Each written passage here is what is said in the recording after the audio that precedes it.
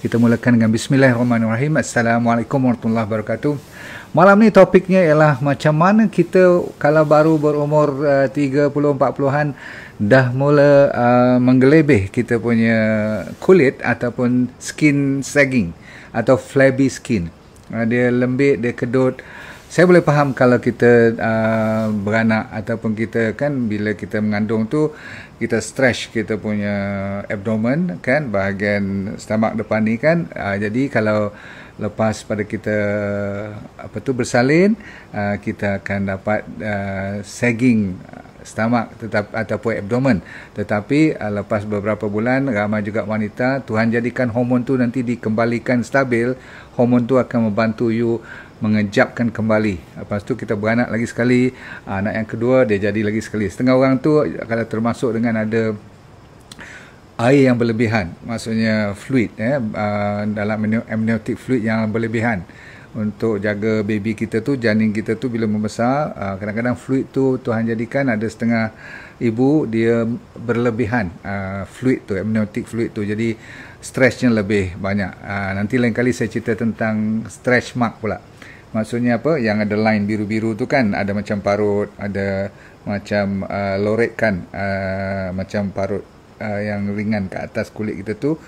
Stretch mark tu pun kita tolong bantu nanti kalau ada waktu. You ingatkan I kalau saya lupa kan. Dan malam ni kita lebihkan bukan pasal beranak ataupun bukan pasal masalah accident ke apa-apa, tetapi kulit kita tu lama kelamaan dari setahun ke setahun dia lebih lama, lebih orang utara kata melandok lah, ataupun mengelebih, sagging, flabby. Kadang-kadang you tengok ni kat bawah ni kan, kalau saya ni kalau umur macam ni, kalau jatuh ke bawah macam ni tak apalah, tapi kalau you baru 30-40an tak boleh jatuh lah, faham tak ni? Ni nampak ni. Okay, saya tak malu lah sebab saya kalau dah macam ni kan, so kalau dia jatuh sampai ke bawah, sampai mengelebih kat bawah ni, selalunya bawah arm ni, bawah kita punya tangan kita ataupun bawah dagu ni, jadi macam orang panggil apa, turkey's neck tu kan, goose neck tu. Okay. Lepas tu kadang-kadang dia, of course kalau bahagian dada, bahagian pinggul, terutama sekali bahagian perut lah. Kalau selalunya berlaku apabila, saya ulang sekarang, kali pertama you dengar, lepas tu you akan dengar berkali-kali, iaitulah bila orang menguruskan berat badan. Dia cuba kurus, dia cuba diet dan dia ikut gila-gila dan dia disiplin, tetapi lepas 4 bulan dia dah turun sampai dekat 13 ataupun 15 kilogram, dia dah happy. Dia tengok-tengok perut dia dah macam mengelebih ke depan macam tu. So macam mana dia nak buat tu? Dan kenapa berlaku macam tu? Terutama sekali dia kawan yang dah daripada sampai 4-50 kilogram dia turun, mestilah pipi dia, dagu-dagu dia ni semua tu dah mula sagging, dah mula kedut dan mengelebih. Maksudnya dia mula nak jatuh. Okay?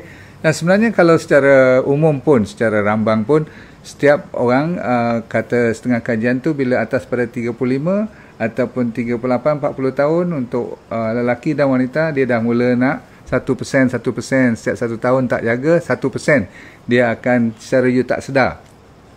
Orang kata proses penuaan, tapi kadang-kadang kalau sampai umur baru 4-50 baru nak menopausal, dah macam umur 60-70, yang tu yang saya nak cuba betulkan kat sini. Yang pentingnya bukan dari segi keterampilan kita ataupun perawakan kita nak tunjuk cantik ke, nak tunjuk smart ke apa-apa, tak. Tapi soalannya ialah, boleh tak kita jaga supaya dia tidak lebih tua daripada sepatutnya. Saya ulang, tidak nampak tua lebih daripada sepatutnya. Dan ini kadang-kadang dia nampak betul-betul orang kata apa, macam body kita tu longgar sangat lah, macam tak fit langsung, tak ada tone langsung, tak ada muscle langsung. Boleh? Okey, bukan soal kita nak tunjuk pada sesiapa, ini adalah soal amanah. Maka kalau boleh Tuhan bagi kat kita dulu dah perfect, kenapa kita menzalimi diri? Boleh tak kita reverse? Masya Allah. Kalau tidak boleh, kita tak maulah. Katanya insya Allah kita boleh lagi hidup, lagi lawan. Baik, kita mula. 1, kuruskan badan. Nombor 2, selalunya terlalu cepat dia kuruskan badan. Nombor 2 ialah disebabkan ada masalah pemakanan dia. Ada yang tak betul sehingga kulit tu menjadi bermasalah, hilang dia punya muscle, tinggal dia punya lemak. Lemak pun kena makan disebabkan salah pemakanan. Lemak yang tak elok pun lekat tak lekat kadang-kadang kat situ. Ada setengah tu kadang-kadang dia pergi sampai ke dalam otak pun bermasalah juga. Dan protein-protein semua tu dia tak balance. Sebab di kulit kita ni, satu organ yang paling besar dalam body kita namanya kulit. Skin is your biggest organ. Nombor 2 baru datang you punya hati, liver, faham? Lepas tu datang yang lain lah, jantung, pankreas, paru-paru, semua tu. Baik, yang penting ialah you kena jaga, iaitu apabila berlakunya berat badan kita tu seperti insulin punya masalah, diabetes, tak boleh kontrol, kulit kita tu yang tengah tu yang selalunya menjadi masalah. Atas sekali dia panggil epidermis. Okey, ambil 3 lapisan. Okey, nombor 1 epidermis atas sekali. Nombor 2 dia panggil dermis, bawah sekali dia panggil hypodermis. Yang jadi masalah selalunya apa dia? Yang dermis tengah-tengah tu. Dalam dermis tu lah kadang-kadang kita punya lemak ada kat situ, kita punya otot yang halus-halus, tisu-tisu kita, subcutaneous tissue tu yang menjadi masalah kalau dia tak boleh pegang lagi dah. Dan tidak cukup 3 perkara, 3 bahan, iaitu nombor 1 dia panggil collagen. Sebab tu laku sangat orang duk jual collagen sekarang. Saya cerita kat you sebelum saya lupa, tak payah nak makan collagen, tak payah nak beli collagen. Dengar, okey, saya kata jangan dan tak payah, sebab jarak jauh, jangka masa lama dia bermasalah. Sama juga you jangan beli krim-krim untuk nak menegangkan. Sementara dia tunjuk demo tu tegang, nampak wah macam boleh baik masa tu juga. Tapi cuba you tak pakai 3-4 hari, tengok dia lagi lembik dan dia lagi menggelebih. Faham tak faham? Okey, sebab sebenarnya dia nak masuk ke dermis tu agak susah sebab tebal juga kulit epidermis kita ni yang atas sekali. Jadi tuan-tuan sekalian, kalau nak beli krim ke lotion tu fikir 2 kali. Tapi kalau untuk nak menyelamatkan body kita supaya tidak mengelebih lagi, cuba dengar lecture pada malam ni. Baik. Nombor 2 ialah dia panggil elastin. 1 collagen, nombor 2 elastin, dan last kali dia panggil, macam kalau buah-buahan tu dia panggil fiber lah. Kita bukan panggil fiber, kita dia panggil connective tissue.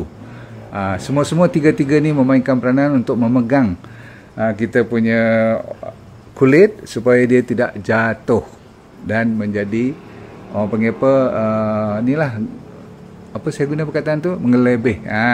Okey. Jadi tuan-tuan sekalian, kalau dia loose pun kita tak naklah loose begitu cepat, ya. Sekurang-kurangnya bertahanlah sampai umur, sampai menopausal ke, sekurang-kurangnya nampaklah tak teruk sangat. Jadi ada 10 cara ataupun sebenarnya 10 sebab. Daripada sebab ni saya bagi caranya juga sekaligus, penyebab dan cara nak membetulkan keadaan. Nombor 1 ialah tidak lain tidak bukan, mungkin you terlupa kot. Selalu saya sebut perkataan stres. Rupanya stres adalah salah satu daripada penyebab, selain daripada nak kuruskan badan tadi. Sebenarnya you kuruskan badan tu pun satu form of stress juga, satu tekanan kepada body kita, kepada minda kita pun. Kan nak kontrol, nak disiplin, nak teliur lagi, nak tahan supaya tidak kempunan makanan tu. Kadang-kadang rasa macam nak makan, you confuse sama ada you ketagih ke ataupun you memang lapar ke, atau memang you tak tahan, tak disiplin. So bila bertahan macam tu, kortisol naik. Kortisol tu maksudnya stress hormon. Bila stres hormon ni naik tinggi, kortisol adalah antara satu hormon yang menyebabkan skin kita boleh jadi lembik ataupun jadi loose, atau tidak kejap, tidak mantap, tidak kencang kata orang Indonesia. So nombor 1 apa dia? Hormonnya nama kortisol. Faham? Okey, so kortisol memainkan peranan. Dan apabila you menopausal pula, kenapa lagi cepat kita, kadang-kadang you tengok kan orang yang menopausal tu bertukar wajah straight. Kalau dia tak make up lagi nampak pula nanti. Sebab apa? Dia tak boleh kejangkan bahagian-bahagian yang saya cerita tadi. Ingat, saya tak cerita untuk muka saja. Saya cerita seluruh badan, di mana tempat yang boleh. Selalunya bahagian bawah ni, bawah sini, bahagian perut. Okey, 3 tempat yang paling utama. So, kortisol nombor 1. Dan bila kita menopausal, banyak lagi hormon-hormon yang berterabur, kadang-kadang haru biru, seperti dia juga mainan, ada estrogen, ada progesteron, ada testosteron, ada lagi lah DHEA, semua tu nama tak payah ingat. Tapi pendekkan cerita, hormon boleh cause havoc, memberi masalah. So hormon kena jaga betul-betul. Nombor 2, bila kita atas pada 30-an, kenapa boleh nampak dah kulit kita ni jadi lembik ataupun menggelebih ni? Sebab rupanya growth hormone, masa kecil growth hormone Tuhan bagi hormon untuk ketumbesaran. Masuk akal lah bila budak, sebab tu you tak nampak budak mengelebih. Dia selalunya comel-comel, jarang-jarang dia ada saggy skin, tu tak? Tidak akan. You nampak dia jatuh kulit-kulit ni. Sebab apa? Tuhan dah jadikan setiap hari ada growth hormone yang Tuhan bagi tu, dia untuk terus kejap membesar lagi, tinggi lagi, semua tu. Jadi growth hormone diguna pakai. Tapi bila kita atas pada 30-an, selalunya saya kata tadi umur berapa? 35, 38 macam tu, dia dah mula. Growth hormone ni, waktu kita besar, kita tak pakai untuk nak membesar lagi. Kita pakai untuk apa? Untuk bakar lemak. Growth hormone untuk ketatkan otot. Maklum sajalah kan, untuk menjaga collagen. Okay? Jadi growth hormone tu, dia membantu membina banyak lagi collagen. Dan dia penting untuk rambut, untuk kulit. Kulit ni saya cerita ni, dan untuk fingernail semua tu diperlukan growth hormone, ya, termasuklah proses dalam badan kita untuk menggantikan. Contoh, setiap hari kulit kita tu berganti, lepas tu setiap bulan, masuk bulan ketiga, semuanya ditukar baru. So seolah-olah you ada kulit baru setiap 3-4 bulan. Dahsyat tak dahsyat? Okay? Sebab dia sentiasa bergantian setiap hari. Sebab tu bila you gores tu, dia nampak putih. Sebab apa? Yang atas tu dah mati. Faham? Okey. Baik, yang penting bila yang bawah pada kulit tu dia tidak ada lagi supply, disebabkan oleh, sekejap lagi saya cerita makanan apa yang perlu untuk menjaga supaya kulit tu tidak jatuh, maka you belajar. Okey, boleh. Lepas pada tu kita kena belajar isu yang dinamakan insulin resistant. Sebab tu orang yang diabetik, kalau tak jaga, anda lagi cepat kulitnya jadi lembik. Saya nak ulang lagi sekali. Sebab bila diabetes, disebabkan gula tu ada kaitan dengan insulin. Bila insulin meningkat, nak cuba masukkan gula yang tak boleh. Kan orang diabetes kan gula bukan tak ada, banyak, tetapi dia tak boleh masuk dalam sel, maka itu dipanggil kencing manis. Maka insulin dipertingkatkan, lama kelamaan pankreas pun buat juga lagi. Kalau tak larat, pankreas pun stop. Itu yang kena injection insulin, ataupun sekurang-kurangnya kena makan tablet. Baik. Bila insulin ni tinggi, masalah insulin ni pun menjadi masalah. Sebab apa? Bila insulin ni dah jadi degil, dia tak boleh diguna pakai, dia panggil insulin resistant tu, rintangan insulin tu, protein tak boleh masuk. Bila protein tak boleh masuk, kan nak jaga collagen ni, tiang-tiang kulit kita ni, dia punya structure tu, nak memperkuatkan, kita perlu juga protein. Faham? Tapi bila protein tak boleh masuk disebabkan ada masalah insulin, dia jatuh lagi sekali. So, nombor 2, kita punya kulit akan jadi, orang panggil apa? Tak steady, tak mampat. Nombor 3, 1 ialah kortisol, nombor 2 growth hormone, nombor 3 insulin, nombor 4 ialah, nombor 1 awal-awal tadi stres. So, dah 4 saya bagi. Nombor 5 sekarang ialah disebabkan oleh diabetes sendiri. Kalau tak kontrol diabetes you, memang lagi cepat. Sebab tu you tengok orang diabetes selalunya tak gemuk, okay? Dia kurus, tetapi kulitnya juga tidak steady. Faham tak? Okay, ni ada kaitan dengan gula. So gula adalah antara musuh utama untuk kita memperkuatkan balik kulit kita. Kalau nak jaga mampat balik, nak jaga dia, sebab tu D&D diet, untungnya you belajar, kita gula kalau boleh lah, tak mau pakai langsung kalau boleh. Baik. Nombor 6 ialah, kita dah sampai nombor 6 sekarang, alhamdulillah, laju malam ni. Okay? Nombor 6 ialah kita kena pastikan supaya digestion kita, lagi sekali, menjaga menjaga perut kita, berarti menjaga bakteria kita adalah wajib. Berkali-kali saya tak pernah lupa kepada good bakteria kita. Kenapa? Sebab dialah, kalau dijaga elok, boleh memainkan peranan untuk juga memperkuatkan kulit kita. Ni ada kaitan dengan bila bakteria happy, otak kita happy. Bila otak kita happy, dia sampai signal pun cantik. Jadi fungsi fiziologi badan, hormon-hormon keluaran pun terkawal. Nombor 7, kalau you nak tahu, ialah yang paling senang you boleh buat dan percuma saja, iaitulah namanya tidur. Jadi kita kan ada sampai satu topik berkenaan dengan tidur itu. You balik tengok, kalau dah keluar YouTube, kalau tidak, review balik saya punya Facebook lama-lama, 4 bulan dah kot, cerita-cerita pasal tidur saja. Dan tidur ni amat mustahak untuk mengejapkan kembali kulit kita. Okey, maklum saja masa tidur keluarnya hormon seperti melatonin, tetapi adik dia nama apa dalam pukul 1 pagi 2 pagi tu namanya growth hormone. Yang paling banyak keluarnya waktu kita tengah tidur. So tidur kalau tak cukup, tak adalah growth hormone. Dia macam mana dia nak bantu nak kuatkan kita punya bawah kulit punya structure tu. Okey. Jadi nombor 8 pula, tidak boleh kita tinggal lah. Yang ni kena rajin sikit. Perkataannya ialah exercise. Jadi dari segi nak jaga tone badan ni tak ada cerita lain lah. Kalau dia kata boleh automatik nampak kejap badan dia tanpa nak buat apa-apa, betul lah yang saya cerita tadi, jaga hormon, jaga makan, jaga tak mau gula, pastikan diabetes control. Tapi kalau you tak exercise langsung, tak boleh. Dan exercise untuk jaga kulit kita tak lembik, bukan aerobik. Bukan terlalu jenis yang berjalan pelan-pelan macam jogging dan zikir saya buat tu, JZ walk tu semua tu kan, long walk semua tu boleh. Itu untuk kebaikan jantung, untuk body kita tak cepat tua tu betul. Tetapi untuk mengejapkan, nak bagi kejap semua kita punya kulit supaya dia tidak nampak melandur ni, you kena exercise yang dia panggil High Intensity Interval Training. Pernah dengar kan? HIIT. Kalau you rajin, you type HIIT dalam Google ke ataupun dalam YouTube, banyak dia tunjuk kat you macam mana nak buat High Intensity Interval Training. Ikut je. Tak payahlah sampai yang kasar-kasar tu, ambil yang ringan-ringan. Pendekkan cerita, 20 saat you buat bagi exercise yang seluruh badan you boleh diguna pakai weight badan you lagi bagus, bagai beban berat badan kita ni, sebab dia lebih suka kepada strength training, kekuatan otot. Berarti pendekkan cerita, kalau rajin tu kat gym lah.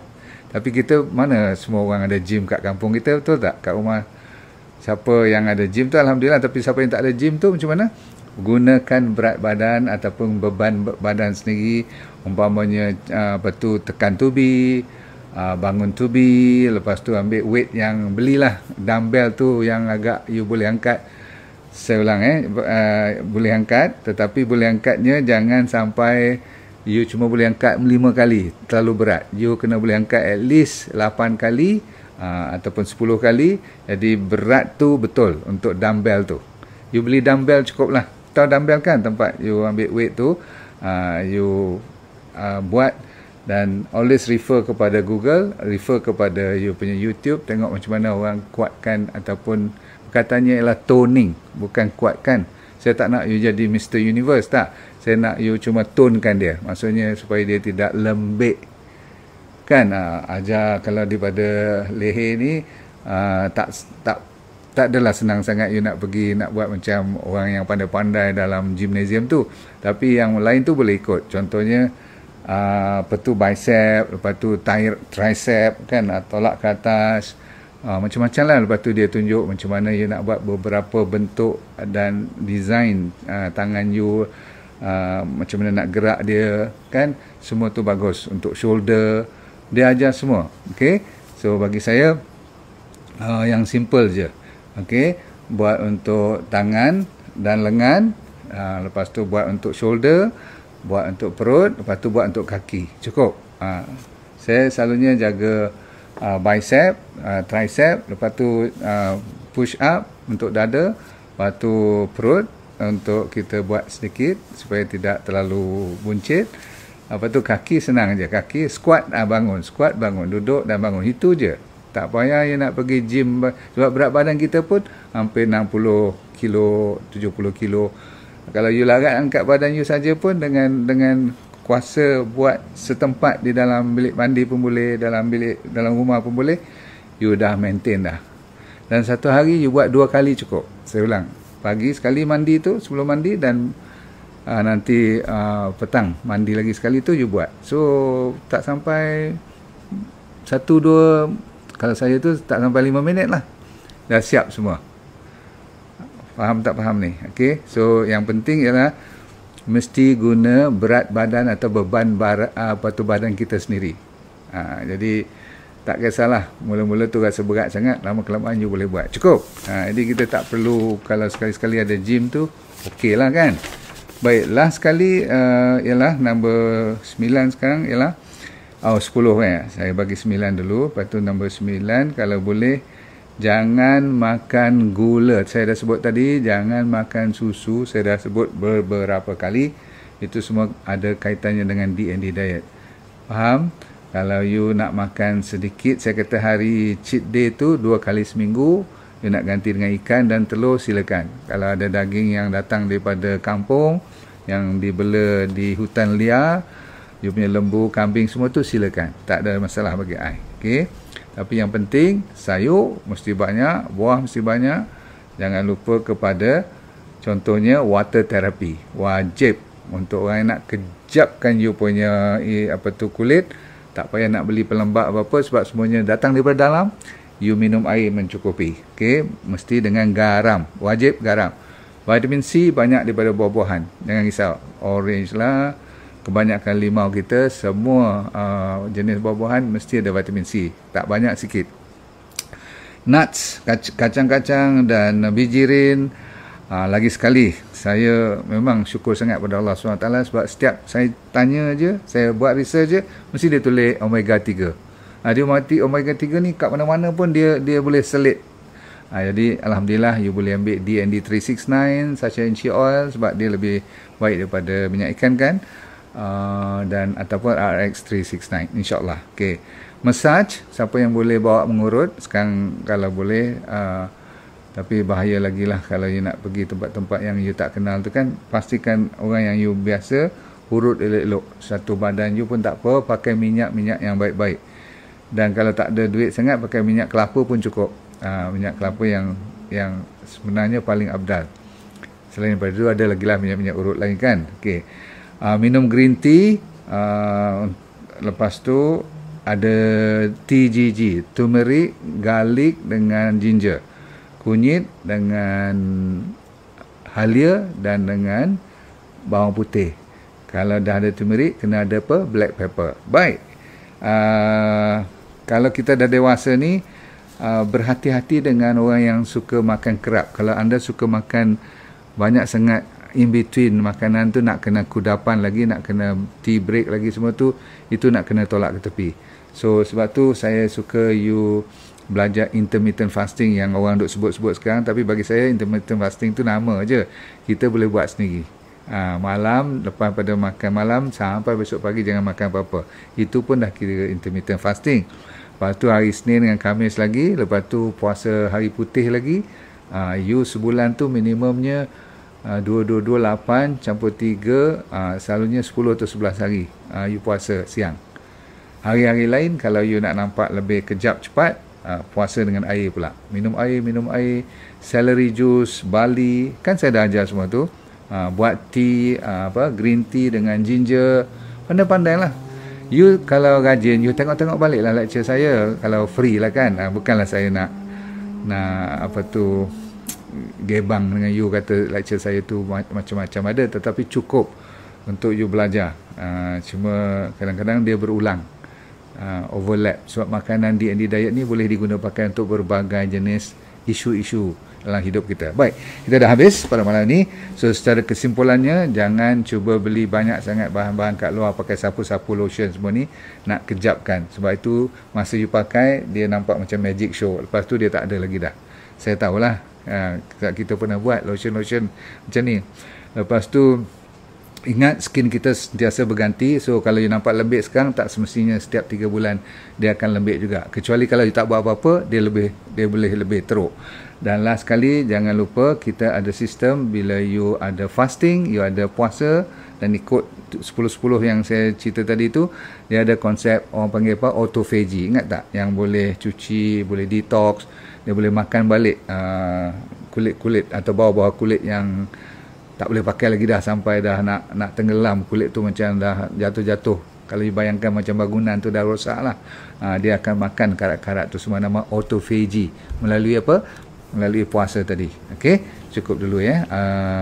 Jangan lupa tambahan dengan makanan-makanan yang baik-baik, water therapy, vitamin C, omega 3, Sacha Inchi Oil tu bagus. Okey. Lain pada tu, jangan lupa cukup tidur Alright. Kita sentiasa mendoakan hidup anda bahagia, akhirat anda syurga. Dan jangan lupa ada mantra yang mengatakan let go and feel good all the time. Okey. Terima kasih banyak. Assalamualaikum warahmatullahi wabarakatuh. Jumpa lagi ya. Bye.